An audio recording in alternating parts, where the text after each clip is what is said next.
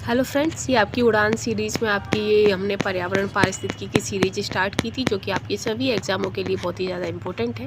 पहला चैप्टर हमारा कंप्लीट हो चुका है, पारिस्थितिकी के तंत्र और उसके प्रकार से संबंधित स्थलीय पारितंत्र हमारा कंप्लीट हो गया। आज का जो हमारा टॉपिक रहेगा वो आपका रहेगा जलीय पारितंत्र। तो जलीय पारितंत्र जैसे कि जलीय जीव, झील पारितंत्र, सुपोषण, इन सभी से संबंधित हम आपको कराएंगे। तो आज का हमारा जो टॉपिक रहेगा वो रहेगा आपका जलीय जीव। तो चलिए हम सीधे अपने क्वेश्चन आंसरों पर चलेंगे, थर्ड चैप्टर पर।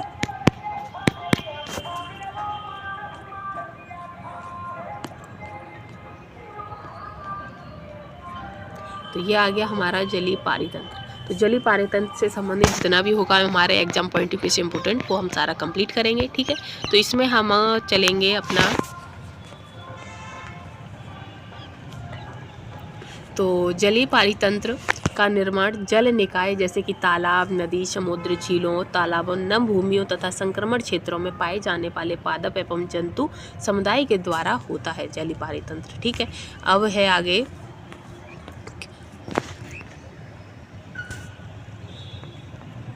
और जो पोषक तत्वों की उपलब्धता, प्रकाश की तीव्रता, लवणता, जलधारा आदि से जलीय पारितंत्र प्रभावित होता है। तो जलीय तंत्र जो है वो किससे, जो जलीय पारितंत्र है वो किससे प्रभावित होता है? तो ये आपके जो प्रकाश की तीव्रता, लवणता और जलधारा से प्रभावित होता है। अब इसी में हम देख लेते हैं कि लवण की मात्रा के आधार पर जलीय पारिस्थितिकी तंत्र का वर्गीकरण। तो अलवणीय जल पारितंत्र, तो अलवणीय जल पारितंत्र क्या है कि 5 ppt से कम यानी कि लवणीय जल राशियों में नमक का अंश धरातल पर जल चक्र निरंतर चलता रहता है। उदाहरण के लिए जैसे कि स्थिर या ठहरा हुआ जल, तालाब, झील, और बहता हुआ जल, पर्वतीय जल स्रोत, नदियाँ तथा धारा, ये कैसे हैं? ये आपके अलवणीय जल पारितंत्र होता है। सागरीय पारितंत्र, तो सागरीय पारितंत्र में जो आपका लवणीय जो सिस्टम होता है वो आपका 35 ppt से अधिक होता है। ठीक है, और स्थलीय पारितंत्र की अपेक्षा अत्यधिक जैव विविधता होती है। वहीं पृथ्वी का लगभग 71% जो भाग के घेरे में आपका क्या रहता है, सागरीय है, जिसकी जो अगर गहराई की बात करें तो 4000 मीटर के समथिंग है।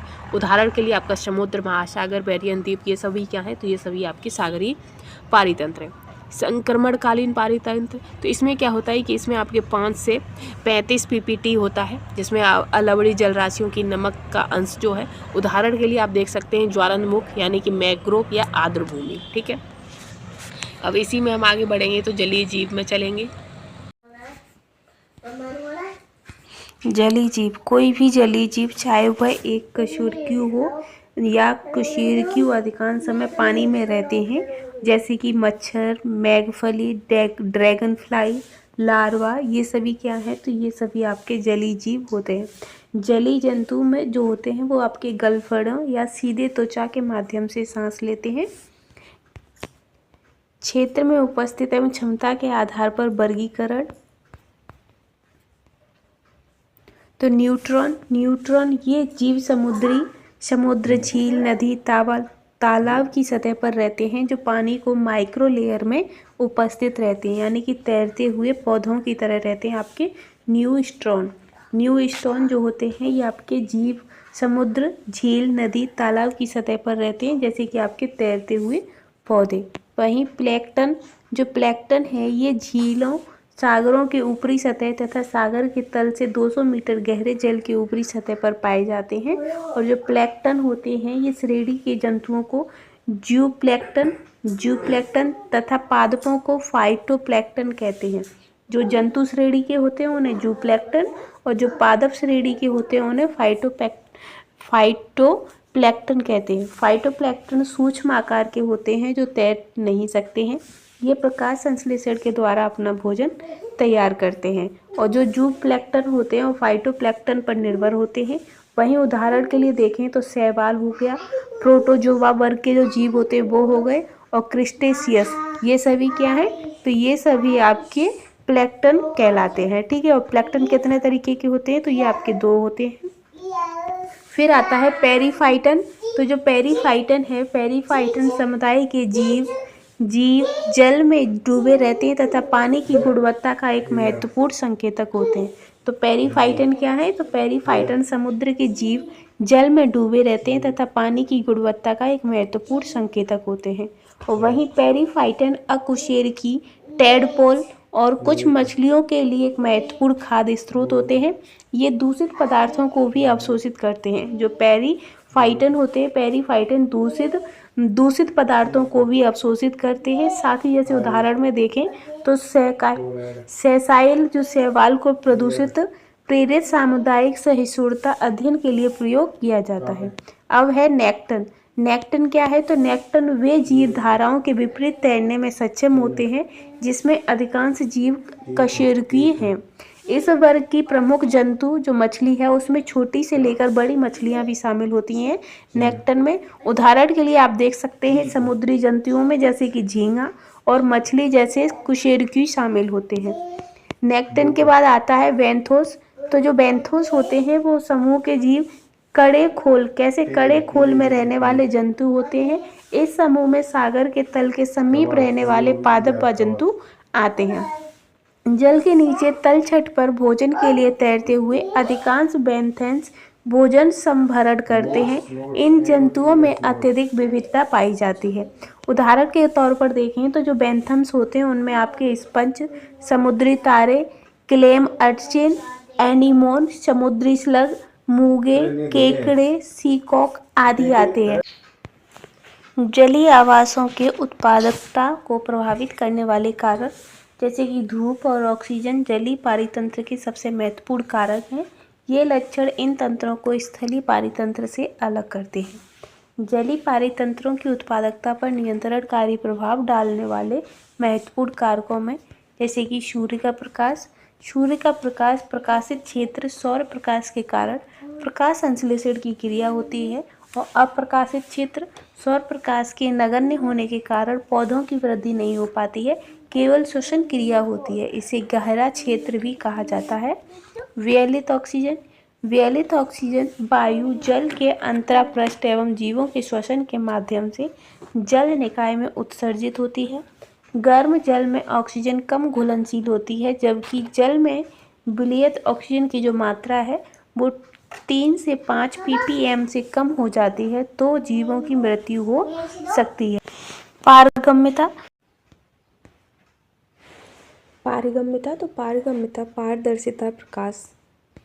पारदर्शिता प्रकाश के घुस सकने की पहुंच को प्रभावित करता है। वहीं चिकनी मिट्टी, गाद यानी कि सिल्ट और पादप प्लवक जैसे निलंबित कणकीय पदार्थ पानी को प्लंकित व अविल बना देते हैं। वहीं तापमान जो है वो जल में तापमान परिवर्तन की दर स्थलीय भाग की तुलना में निम्न होती है। इसी कारण जलीय जीव तापमान परिवर्तन के प्रति संवेदनशील होते हैं।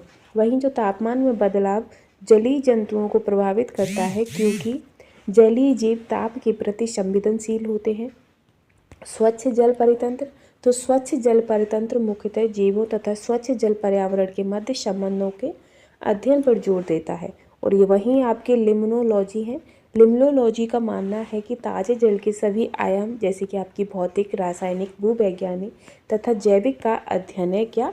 लिम्नोलॉजी। लिम्नोलॉजी में किसका अध्ययन करते हैं? तो ताजे पानी के सभी आयाम जैसे आपका भौतिक, रासायनिक, भूवैज्ञानिक और जैविक, इन सभी का अध्ययन किया जाता है।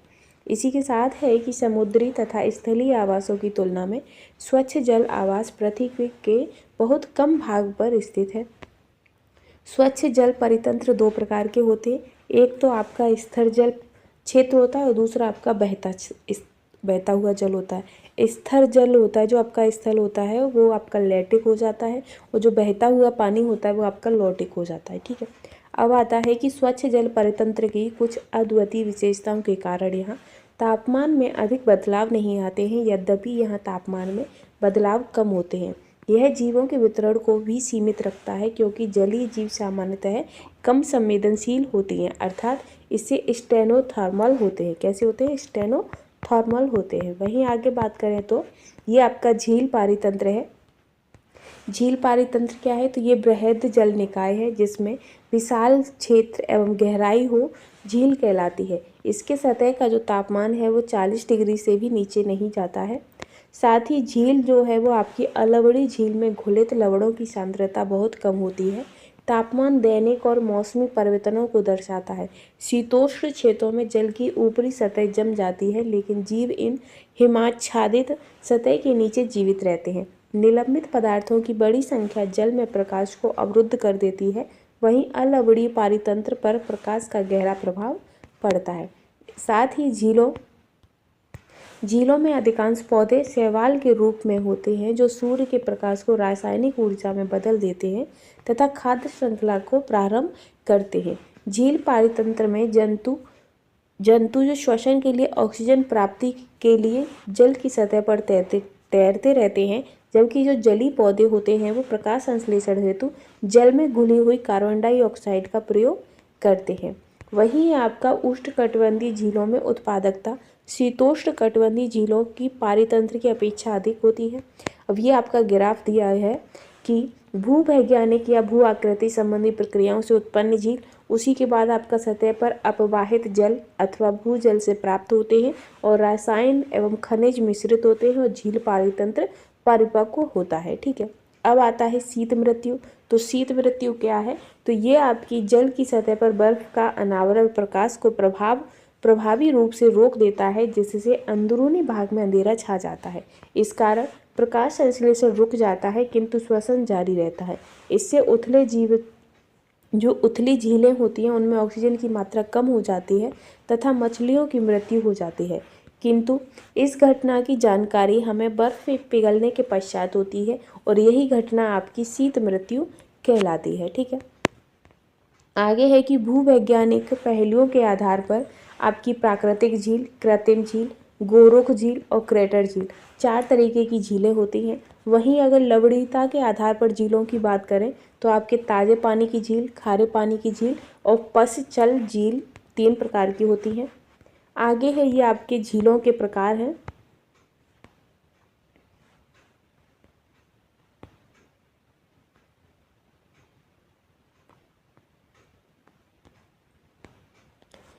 तो इसमें आपके झीलों के प्रकार में ये मानदंड पर और ओलिगोट्रॉफिक पे, मोनोट्रॉफिक पे और यूट्रॉफिक, ये 3 तरीके के हैं। जलीय पादपों का उत्पादन ओलिगोट्रॉफिक पे आपका निम्न होता है, मोनोट्रॉफिक पर मध्य होता है और यूट्रॉफिक पर सुपोषण के कारण सफाया हो जाता है। वहीं जलीय जीवों का उत्पादन आप इसमें निम्न है, फिर मध्य है, फिर सुपोषण के कारण सफाया हो जाता है। आप इसमें पूरा देख सकते हैं। इसके बाद हम आगे बढ़ेंगे कि भारत में झीलें। तो भारत में झीलें आपकी भारत में प्राकृतिक झीलों की अपेक्षा कृत्रिम झीलें अधिक देखी जाती हैं। प्राकृतिक झीलें वे होती हैं जो हिमालयी क्षेत्रों में जैसे कि सिंधु, गंगा, ब्रह्मपुत्र, बाढ़ के मैदानों से बनती हैं और लवणता के मात्रा के आधार पर भी झीलों को वर्गीकृत किया गया है। पोषक तत्वों के आधार पर निम्न प्रकार से वर्गीकृत किया गया है, जैसे कि अधिक, निम्न, मध्य और समृद्ध 4 तरीके से। वहीं झीलों को स्वच्छ बनाना और पोषक तत्वों से के निष्कासन तकनीक क्या है? तो गहराई से जल को निकालना, साथ ही संप्रवाहन करना, शैवाल जलरोधी झिल्ली बनाना, पोषक तत्व का अवशोषित करने वाले पौधे और साथ ही मत्स्य पालन एवं बृहद जल पादप, कीचड़ को हटाना, शैवाल हटाने के लिए फिल्टर का प्रयोग करना। और फिर आपका है कि अमीनपुर झील, ये प्रथम जैव विविधता विरासत स्थल जैव विविधता अधिनियम 2002 के तहत अमीनपुर झील भारत का पहला जैव विविधता विरासत स्थल है। यह तेलंगाना के पश्चिम में स्थित एक मानव निर्मित झील है। तो अमीनपुर जो झील है ये आपकी तेलंगाना में है और ये आपकी भारत की पहली जैव विविधता विरासत स्थल है। वहीं गुजरात के गिरनार क्षेत्र में सुदर्शन झील, कौन सी? सुदर्शन झील संभवतः भारत की सबसे प्राचीन मानव निर्मित झील है। कौन सी? सुदर्शन झील। इसका जो निर्माण है वो 300 ईसा पूर्व का है और ये देश की अधिकांश झीलें उत्तर के पर्वतीय प्रदेशों में सीमित है। कुछ महत्वपूर्ण झीलें समुद्र तटीय में भी स्थित है। आज का टॉपिक हमारा ये यहीं समाप्त होता है। नेक्स्ट वीडियो जो आपकी रहेगी वो हम रामसर सम्मेलन, जो आपके भारत में रामसर स्थल है, उनसे संबंधित पूरी टॉपिक हम चलाएंगे। तो आज के लिए बस इतना ही। Thanks for watching.